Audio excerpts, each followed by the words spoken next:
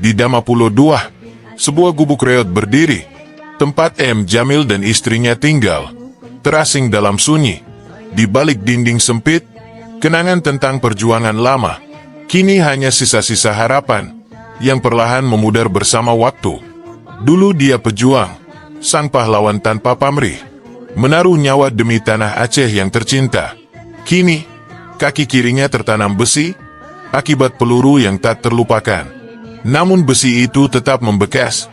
Walau waktu telah berlalu begitu cepat, tak ada tempat duduk untuk tamu, kata Jamil malu, karena hidupnya tak lagi seperti dulu, penuh kehormatan dan harapan.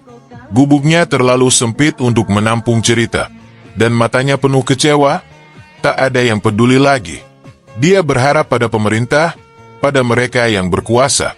Namun suara itu seakan hilang dalam gemuruh janji yang tak kunjung ditepati.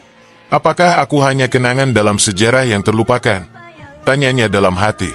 Sedangkan teman seperjuangannya kini bersorak di atas panggung kemewahan. Di desa ini, hanya BLT dana desa yang sedikit mengalir. Tak ada uluran tangan lain yang datang untuk menolong.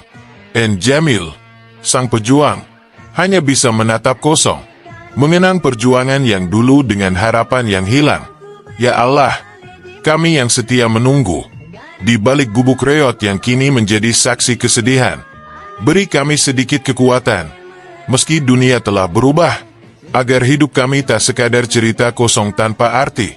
Di tanah yang penuh luka, di bawah langit yang tak berpihak, kami menunggu, di antara kenyataan dan harapan yang tertunda.